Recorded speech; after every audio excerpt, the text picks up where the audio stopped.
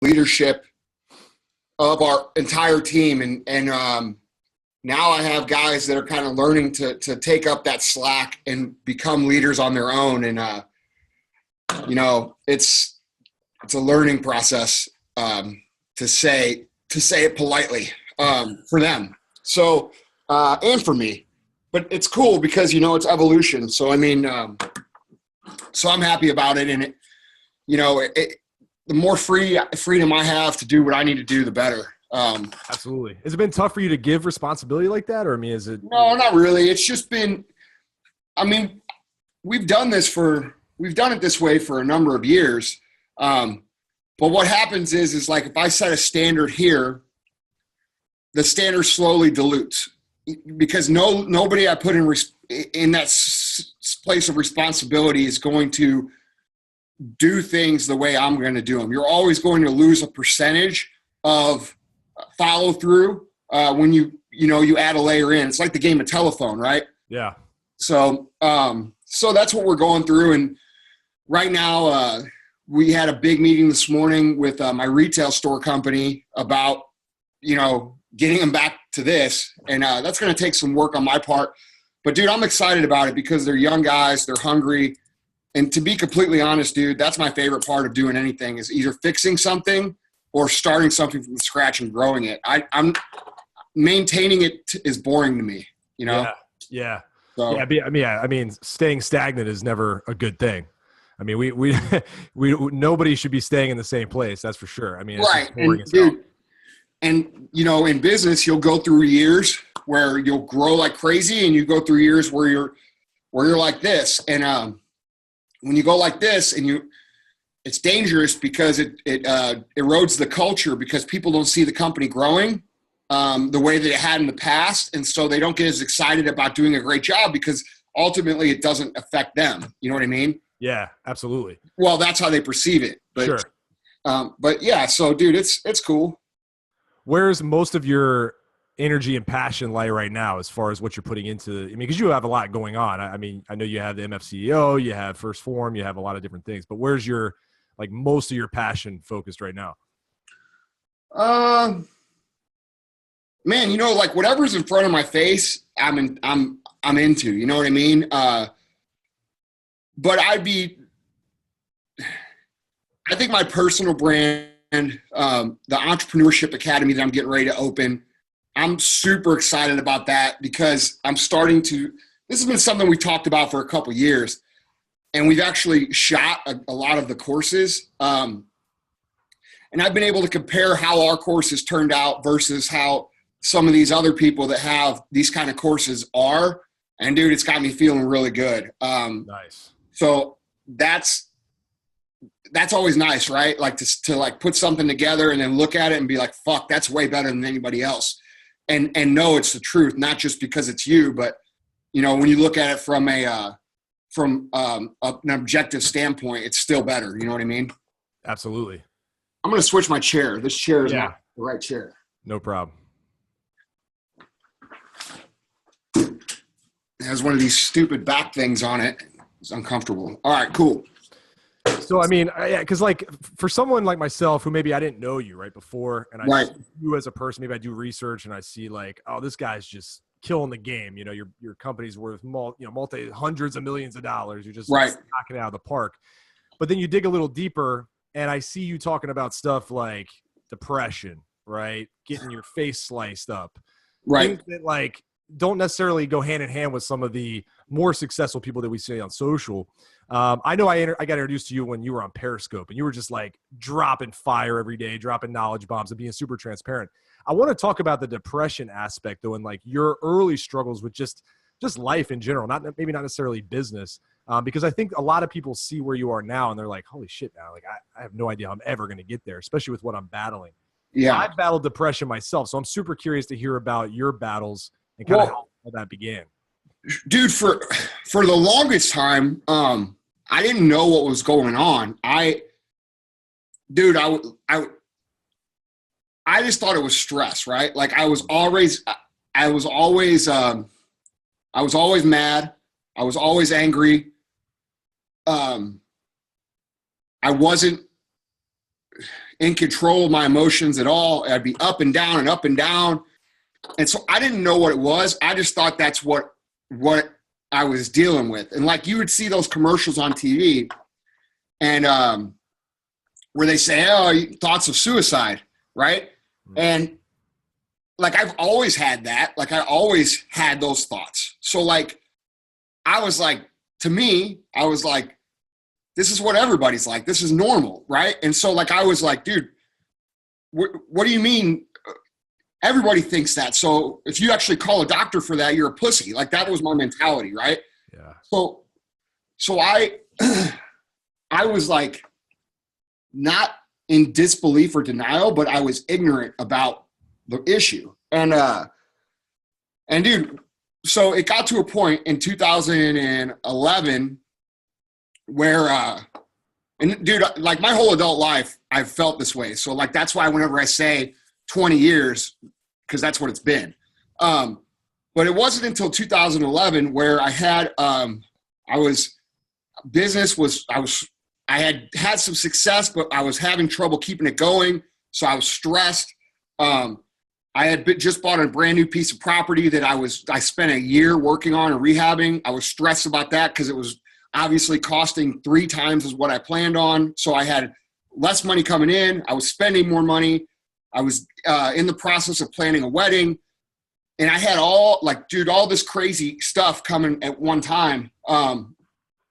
And dude, I was getting these like literal paralyzing like headaches, like to the point where I felt like something was off in my neck and my whole head would just pound, like where I couldn't see, like total physical, like a real thing, right? Not something I'm making up. I couldn't open my eyes. I was like, and I'm like, dude, something's wrong. So I went to the doctor and they found a mass in my brain. They did a CAT scan. They found a mass in my brain.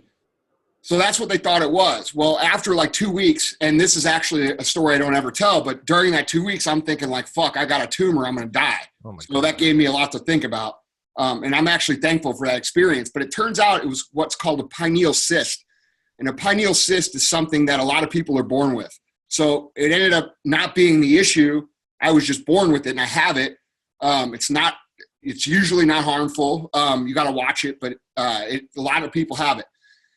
And so that wasn't the cause. So now we're like trying to figure out what's causing it. Well, I went to these neurologists and all this stuff. And this one, like the third guy I went to, he's like, dude, what? He's like, starts asking me all these questions about like my stress levels, what I think about all this, like, and I'm like, dude, I got something wrong. Yeah. And it turns out, that my depression and stress levels had gotten so bad that they were manifesting themselves into physical symptoms. And so like you can literally get sick. And that's when I opened my eyes and I'm like, holy shit, dude, this is a real thing, because they put me on an antidepressant. And I swear, dude, within like 3 days, I felt better. Like, wow. I felt fucking way better. And I know a lot of people are antidepressant, but dude, I'm one of those people who it's a success story for me. Yeah. Okay. That shit saved my life. The thoughts of like suicide and the thoughts of like feeling frustrated and angry, all that shit went away. Like it went away instantly. And then that's when I started like really diving into the physiological connections that cause depression, where you're not making a certain amount of this hormone or you're not uptaking certain hormones. And I gained a whole new respect for the whole thing, because, dude, I was one of those people that didn't fucking believe it. I'm like, this is bullshit. People are being pussies. Yeah. And, I try to be open with that struggle because I think a lot of people think that, you know what I mean? Especially men. Men think that a lot. And yeah, dude, so, that was part of me learning about it and figuring it out and figuring out how to make it work for me. And what I've learned for the most part is that as long as I eat right and as long as I exercise and I take that as a priority over everything else, I usually don't have bouts of it anymore. So, that's my way of figuring it out. But yeah, man, I think a lot of people are in denial about that. I think a lot of people, especially entrepreneurs, just think that it's like, dude, this is part of the grind. It's part of the hustle. And like, dude, I'm about grinding and fucking working hard and all that shit. I would say I'm the most about that than anybody. But I don't want to put the message out there that like, because like, dude, I'll say all the time, like, dude, you're being weak-minded, you're being soft, you're being this. But there's a difference between those things and real depression. And so I try to make sure that message that I bring that up between now and then, because dude, when you're an entrepreneur, you're under extreme stress, and stress can induce these changes in your brain that can cause depression. And so, I've sort of used my platform to bring awareness to that every now and then. And I will continue to do so, because I think it's important, for a lot of reasons. You know what I mean? Quality of life being the biggest one. Absolutely. I mean, it's funny how, and I know I can probably speak from experience, but you get into entrepreneurship with this whole idea that quality of life is going to be 10 times greater because you have control over your destiny, right? Like, hey, I don't have a motherfucker over my shoulder telling me like, right, you got to do that. Yeah. But the problem is that you end up with thousands of other people that you have to answer to, called customers. It's a different thing. You know what I mean? So you're always going to answer somebody if you're good.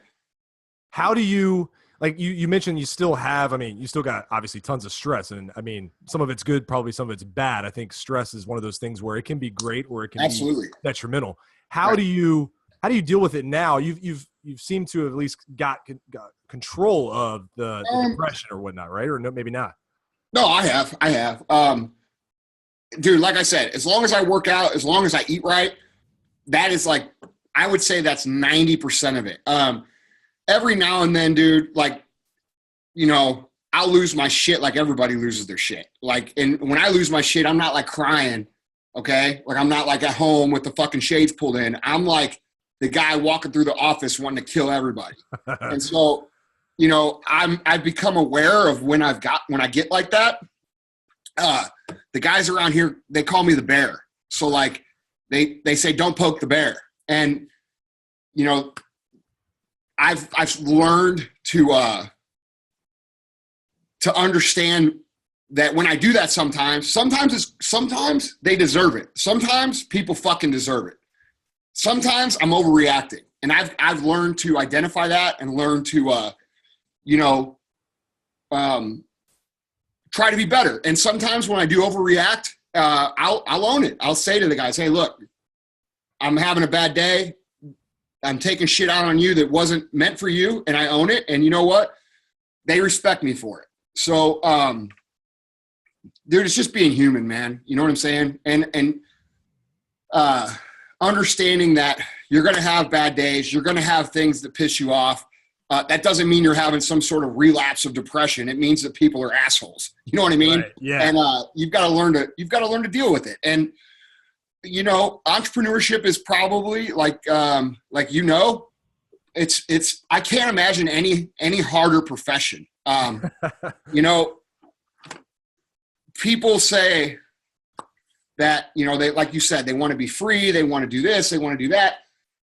Dude, yes, there's aspects of it that are cool, right? Like, dude, like this morning I came into work, I had a meeting, I left and went and worked out.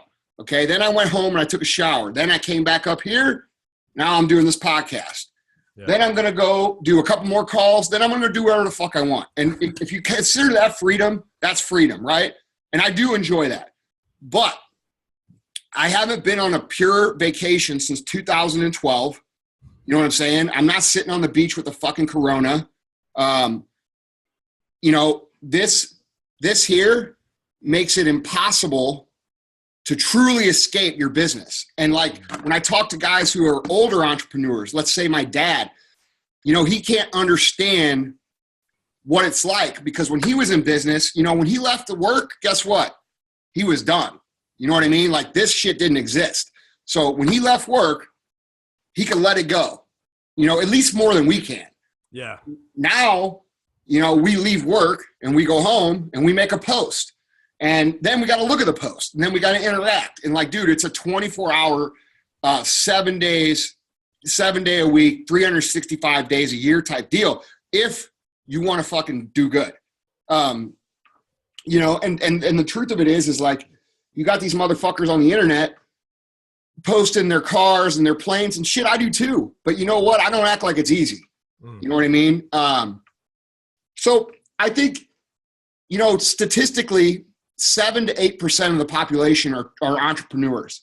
That includes franchisees of businesses, which aren't creator entrepreneurs. So creator entrepreneurs are people who come up with an idea, make a plan, go out and make it happen and create something from scratch.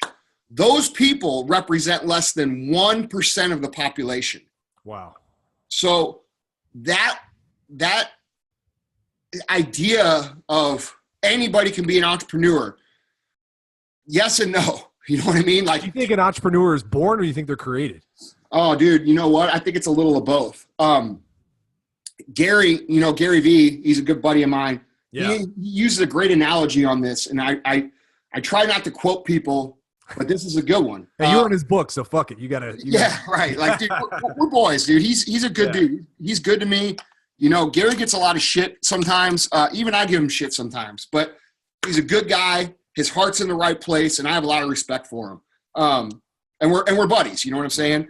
But dude, his analogy on this is great. Like, anybody can play basketball. Anybody can play basketball. You can play basketball. I can play basketball, and we can work our whole entire lives playing basketball. But neither one of us is going to be fucking LeBron James. It ain't going to happen. Never. So I totally agree with that analogy.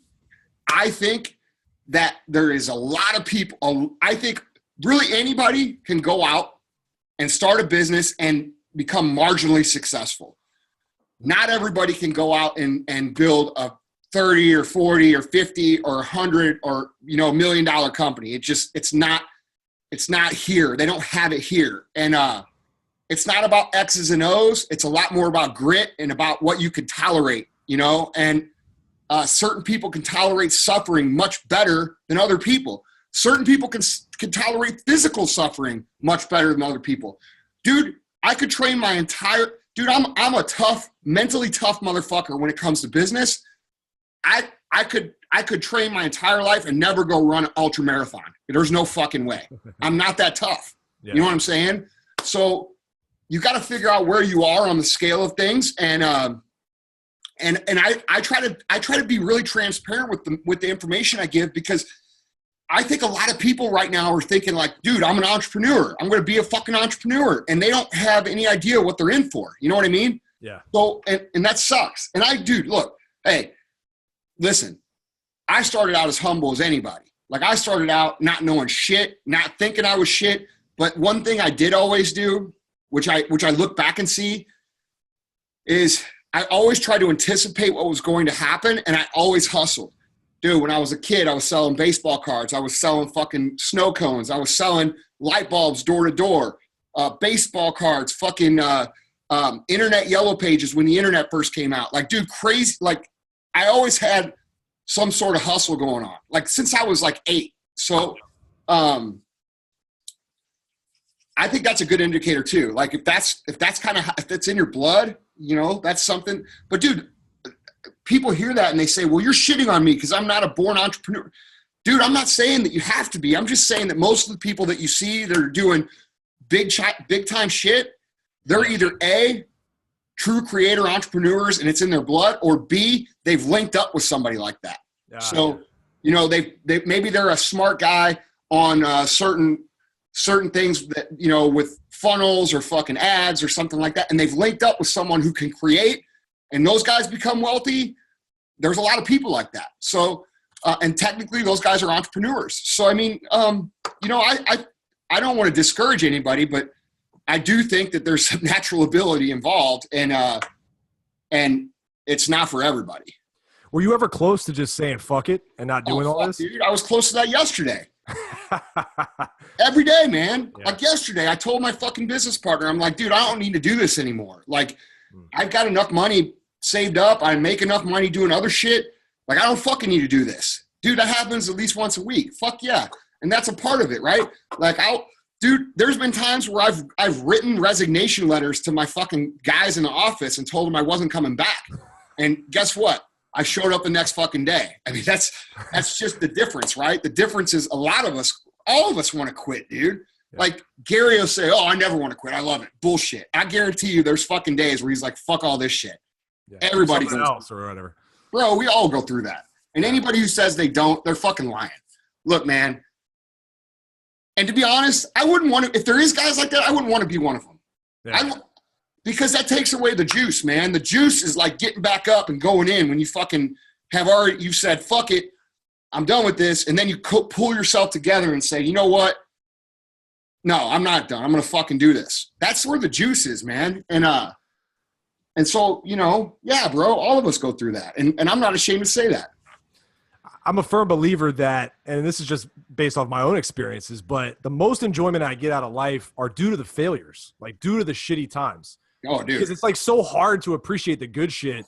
You can't. You've never been so down that you're like, wow, this is fucking worth it, man. Bro, the uncertainty of success is one of the things that I look back on and I love the most, because I remember thinking about success like it was this mystical thing, dude. Like I would look at it like, man, I wonder if I'm ever going to be one of these guys who makes millions of dollars, or one of these.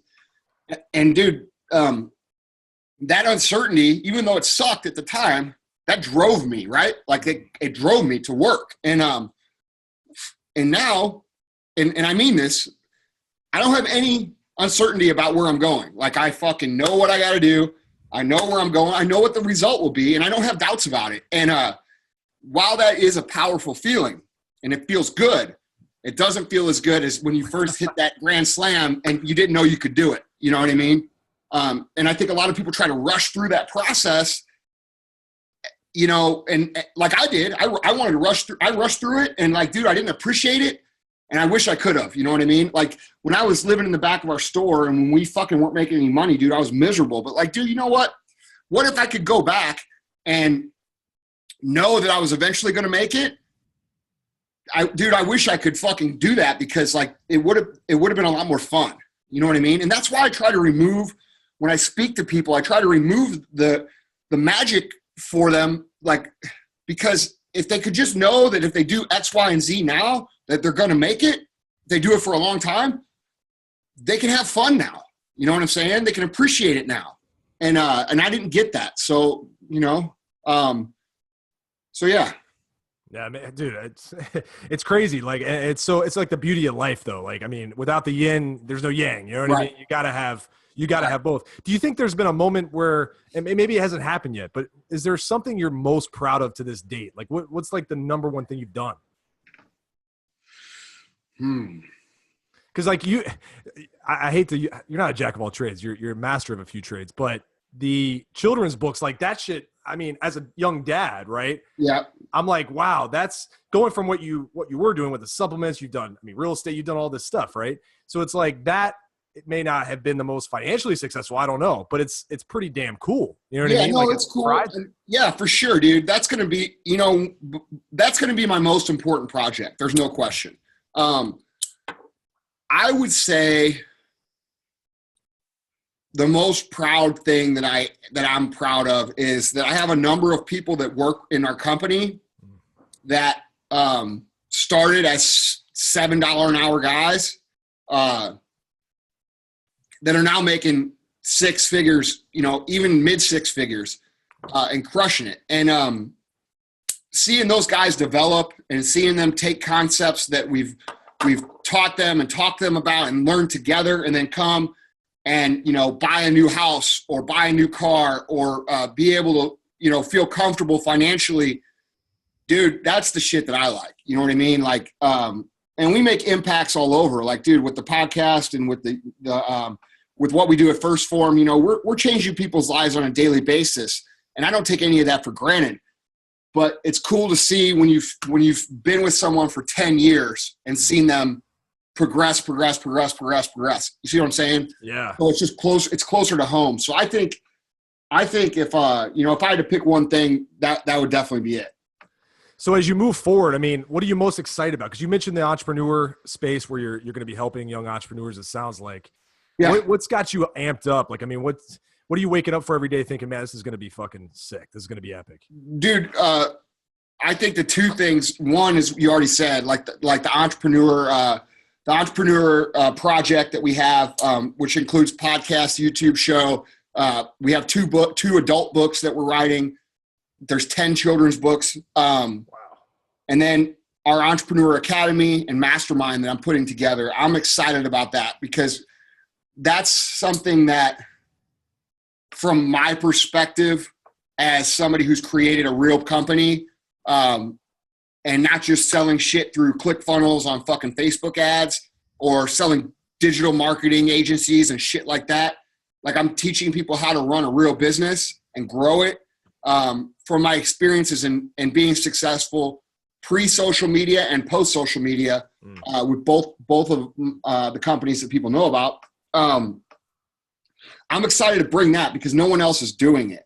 The other thing I'm excited about is, and when I say no one else is doing it, I mean like everybody else is like, hey, buy my shit. I'll teach you how to fucking sell this product through Facebook, or I'll teach you how to start a digital. A bunch of clones, right? Like everybody's dude, and I did this, so it works for you. There's not real business skills being taught. Like what I'm teaching is like the real tools that you need to run a company, and in this day and age, and I'm excited, man, because it's gonna affect a lot of people and a lot of companies, and I'm excited about that. But what we're doing with First Form, with the My Transformation Challenge, is something that I'm really excited about too, because I mean, dude, that's something where like literally every day we've got like some before and afters coming in, and we're like, holy shit.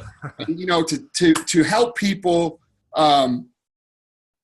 get their lives back in that way is extremely rewarding. And that's why I like this business, because while most companies don't give a shit about their customers, we live for it. And we try to do everything that we can to make them successful. And so when we see them, pick up the ball and run with it, and then come back 3 months later or 5 months or a year later, and they're down 200 fucking pounds, dude, it gives you a purpose. You know what I mean? And so those two things are definitely my favorite things that we've got going on.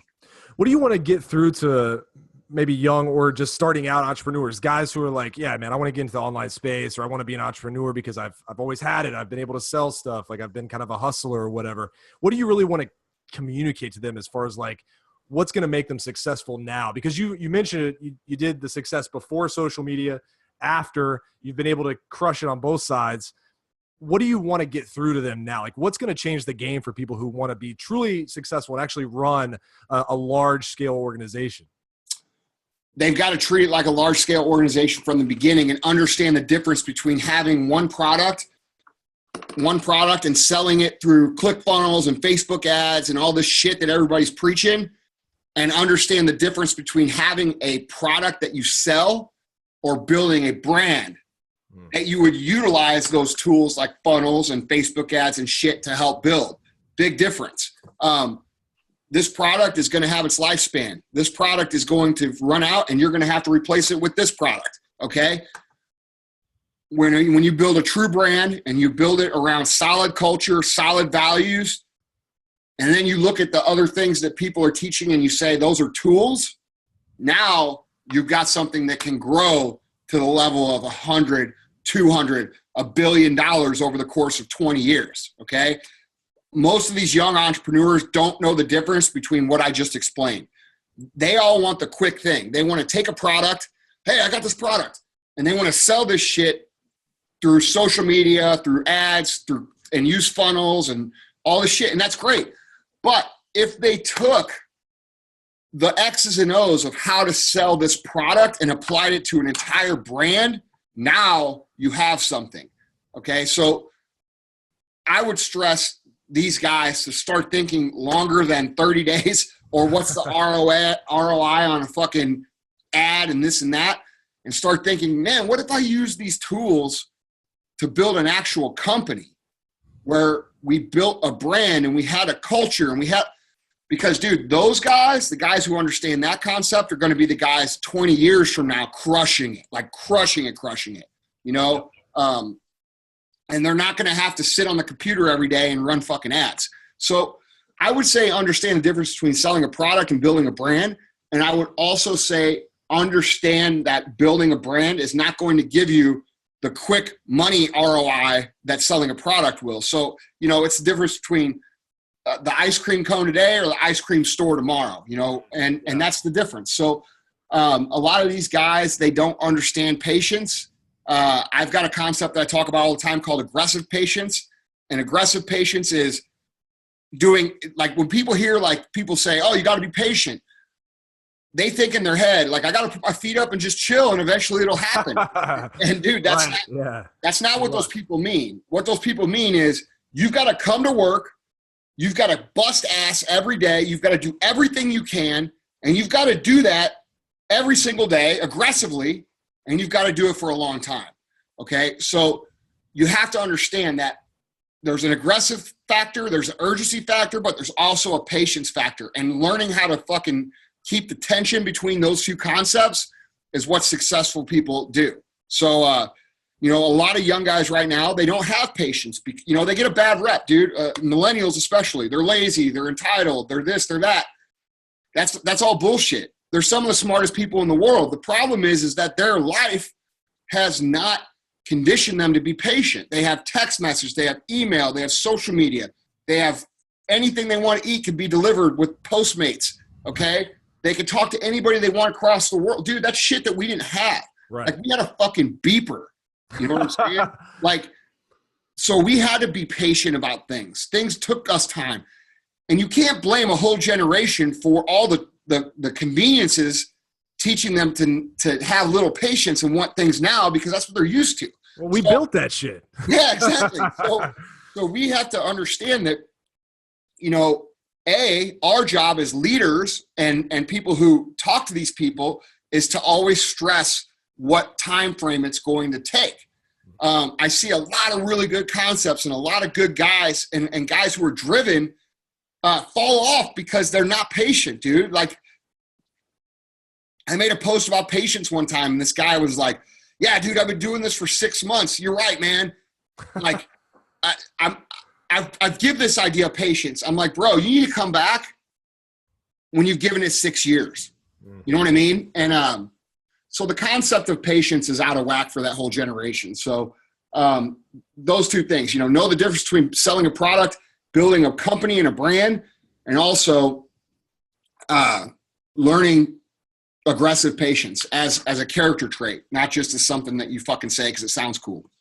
Yeah, no, you mentioned before with battling depression and having, you know, workout, eating right, all that stuff kind of being your go-to for keeping that in check. But what other habits or routines have allowed you to build your personal brand? Like what have you made, hey, this is a permanent part of my life every single day, this is what I'm doing, that's led to where you are now as the brand that you are? Well, I think the biggest thing is that I work out and train first thing when I wake up. I would say, like, dude, when I wake up, I try to set the mood for my day. So I'll go in, I'll brush my teeth. While I'm brushing my teeth, I always think about what I'm thankful for, you know, what I have gratitude for. And I put, you know, a minute of my day thinking about those things. And that sort of sets me in the right mood for having to go forward from there. Then I go train. I put my shoes on, I put my shorts on. I go to the gym. I do a little bit of cardio and then I hit the weights. And I think those things right there are every successful person I know, every one of them, the guys who are making, you know, not $1 million a year, but 50 million a year. Those guys, every fucking one of them works out first thing in the morning. Every one of them. They don't wait. They don't let the day get a hold of them. They do it first thing and they let the energy that comes after the workout carry them through the day.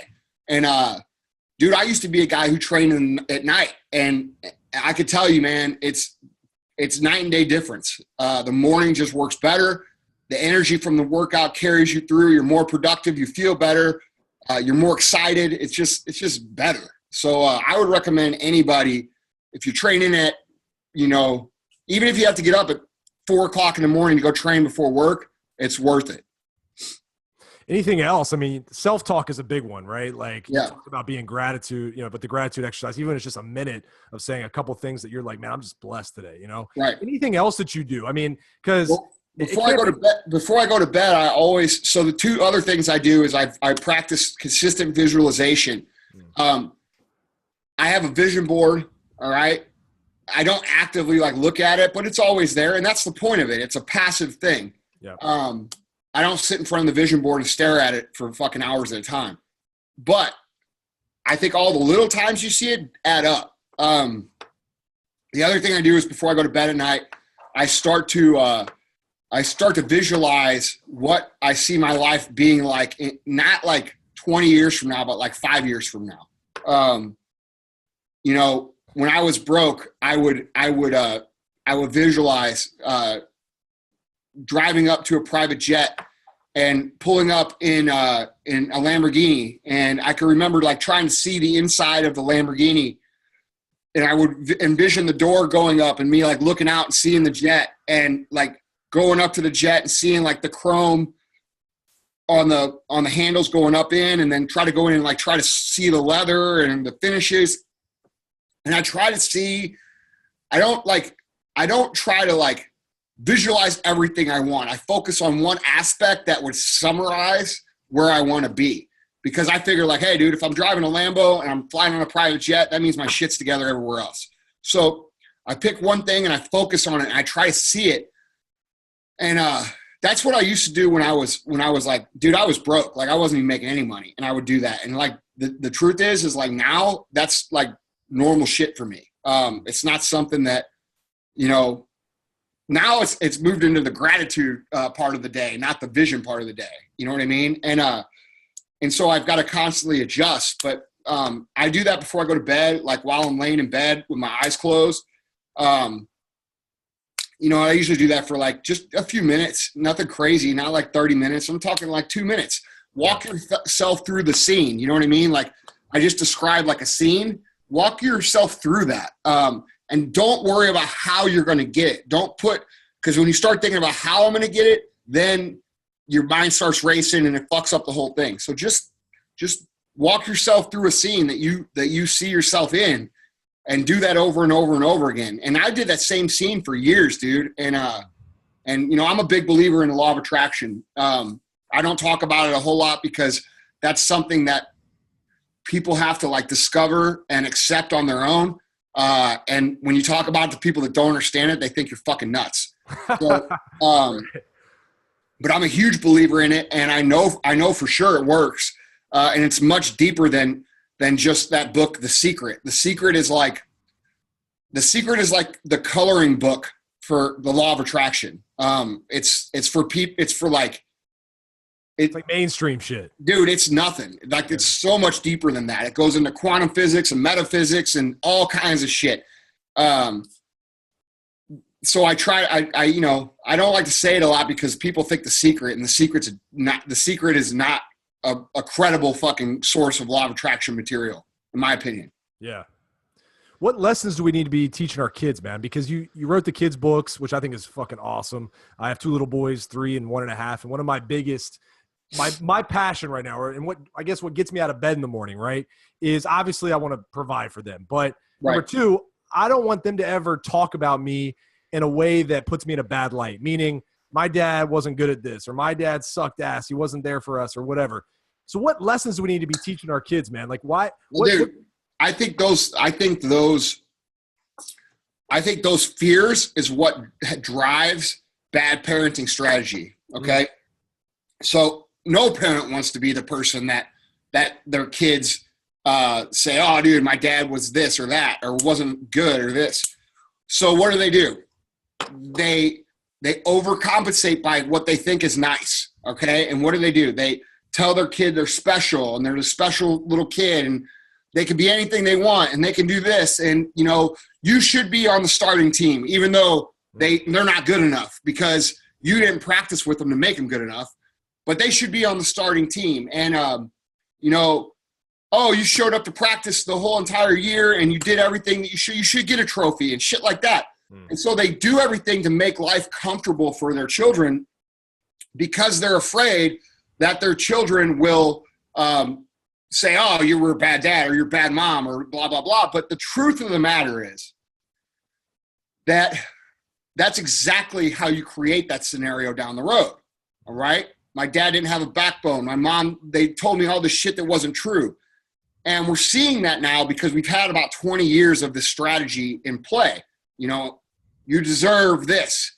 You show up, you get a trophy. You know, you're good enough. You're special. And all. And dude, that works, right? Like until you're 21 years old and you get kicked out in the real world and the real world steps on your face, you know? So, so what I think and what I believe in is that being truly nice and being a person who truly cares about people is somebody who tells the truth. Okay? Even to your kids. If your kid lost his wrestling match, guess what? You didn't practice hard enough. You didn't work hard enough.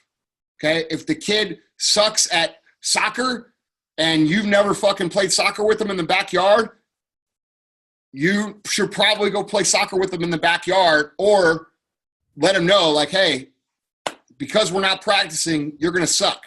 You know, obviously the delivery is different. But the point is that when you tell someone the truth, now they're not wondering in their head why the result is different than what you say it should be. And so basically what this comes down to in my mind is quit teaching your kids idealistic shit and start teaching them real shit. And kids are smart, dude. You know, 4 years old, they can understand these concepts of, you know, competition and winning and this and that. And a lot of people are like, well, competition can be rough on people. Well, yeah, it's fucking competition. You know what I'm saying? The way that that's the way the world is. The world is one big competition. It just is. And you know, to hide your kids from that and protect them from it, you're doing them a huge disservice. And I think that, you know, when kids lose, it's good for them. It's good for them to lose. And then you get to tell them, like, hey, why do you think you lost? Well, I didn't, you know, I don't know. That guy was better. Why do you think he was better? Well, I don't know. He's just better.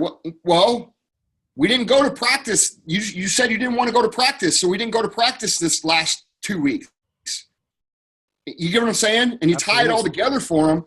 Dude, they'll get it, you know? And so that's why that's why I'm trying to, you know, really go in on these books, because a lot of parents want to teach their kids the principles of success, but the parents haven't had much success, so they're not sure what to teach them, right?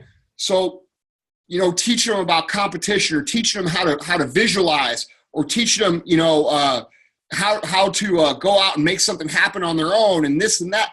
Like and what it comes down to really is all the principles of entrepreneurship are applicable to success in any area, right? Yep. And you could say that the other way. You could say the principles of success are applicable to entrepreneurship or whatever. But I'm coming from a place of being an entrepreneur, and those principles can really help kids develop the right way. And the reason the book came out is because I realized how many parents want to help their kids but don't know how. And I don't even have any kids, which is even more ironic. So like, I'm just like, okay, well, I see a problem. I can create a solution. And dude, it's gone over really well, like much better than I thought it would. So that's amazing. Yeah. So it's cool, man. I enjoy it. And it's cool because when like, dude, I'll get texts or DMs or tagged in photos of like kids opening like a snow cone stand or a lemonade stand, or like, dude, kids buying like a bike because they went and did something and earned it. And dude, what's awesome about that is that kid is so far ahead of the game now, because they figured out, if I do this, I can get this. Yep. And if I take initiative to do this, I don't have to wait for my mom or my dad to give me the money to go do these things I want to do. And so we're teaching them really great stuff at such a young age that by the time they're 12, 13, 14, 15, and definitely by the time they graduate high school, dude, they're fucking a decade ahead of everybody else. You know what I mean? Absolutely. So I love it. I love it. Yeah. Yeah. I couldn't agree more. I mean, I guess my vision is, more on the side of like, hey, I just want them to be fully fucking prepared for life. I want them to dominate life. Then you got to tell them the truth. Yeah. You know what I mean? Like, dude, when something bad happens, you can't protect them from it. Obviously, like if they get hurt or something, sure. Yeah. That's different. But I'm saying, when they get beat at something or they lose at something, dude, like some parents will never let their kids lose. That's like they'll play fucking Connect Four and the kid, the parent wins and the parent's like, oh, you won. Like, dude, kids are competitive, man. Like I'm going to box my kid out until he fucking. That's what I'm saying, bro. Like, dude, they already know it's born in you. It's born in you. Like kids, they celebrate winning. If you don't believe me, look what a kid does when he takes his Nerf ball and puts it in the fucking hoop for the first time. You know what I'm saying? And the Nerf basketball hoop. Or takes the round peg and sticks it in the round hole and it goes in. What's he do? He freaks the fuck out because it's awesome. Right. That's a win. You know what I mean? And people try to say, oh, well, the competitiveness is taught and this bullshit. You're born with it. You know what is taught out of you. Yep. 100%, man. Yeah. I couldn't agree more. You've done a lot. I mean, what are a couple things that you haven't accomplished yet? Maybe on your bucket list. Doesn't have to be business related. I mean, like, what's still out there for you to do or try that maybe you haven't done yet? Man, are you gonna have kids? Well, I don't know, man. Like, it's not really a priority for us because we're both doing our own thing. So yeah, people ask that a lot, but I'm sure. Yeah, but I mean, like, dude, I've been raising kids since I was fucking, 25 years old. I've had literally 1,000 employees through my company that were all the ages of fucking 18 through 22. Like, if I'm being completely honest, I don't really want to give up more in my life. Like, dude, I'm just getting to the point where I can do shit and for me to go back and then have to raise my own kids again. Dude, I know it's great, man, and I like it because Sal's got kids now. My brother, he's got a little boy and two twin girls, and it's fucking awesome, man. But dude, I feel like I've given so much of what I want to do. Like, dude, I've missed out on so much of my actual life that I'm not sure I want to do that again. And like, it is what it is. It's not for everybody. Yeah, I mean, I always say too, like, I grew up without a real father figure in my life, but I had mentors and father figures who weren't really my dad. Right.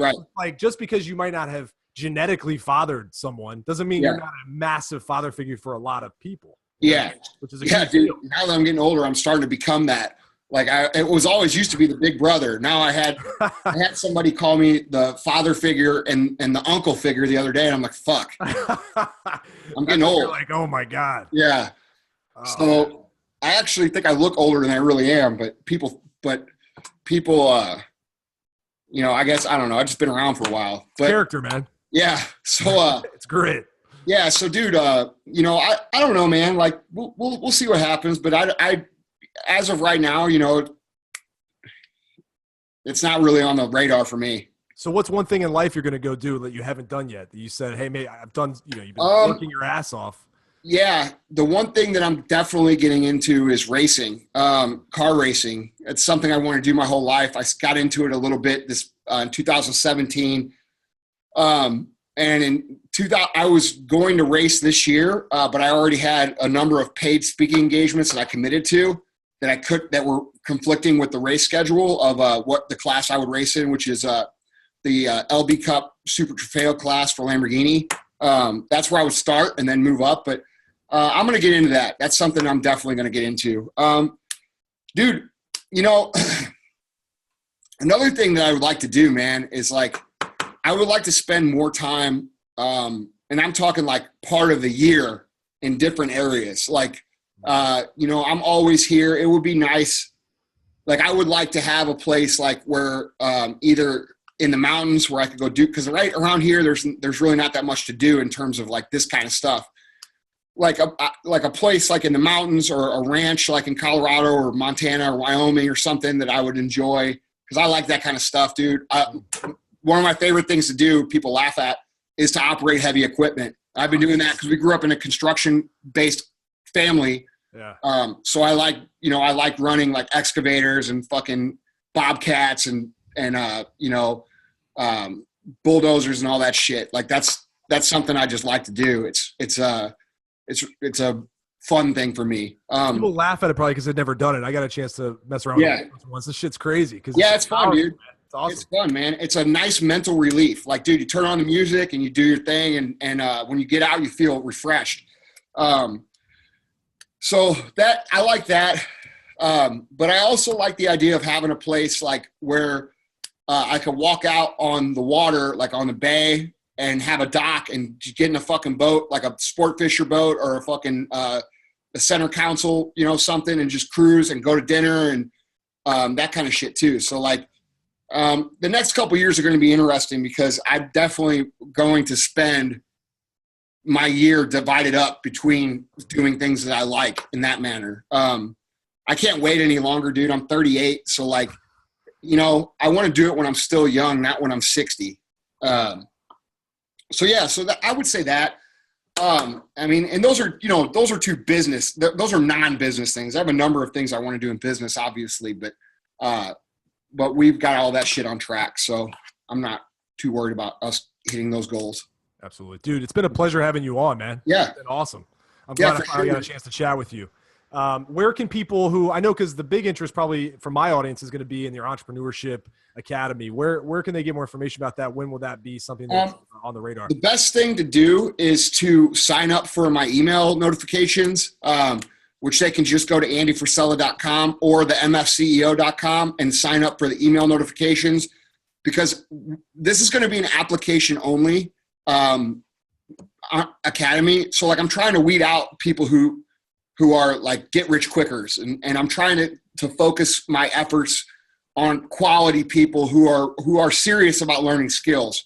So we're going to make people apply, and the first group that will get the applications will be my email list. And then depending on how many people we accept through that, I'll open it up like on a post or something. But the first people are going to be the email list. So if they're interested in joining the academy, it's something that they need to get on the list for.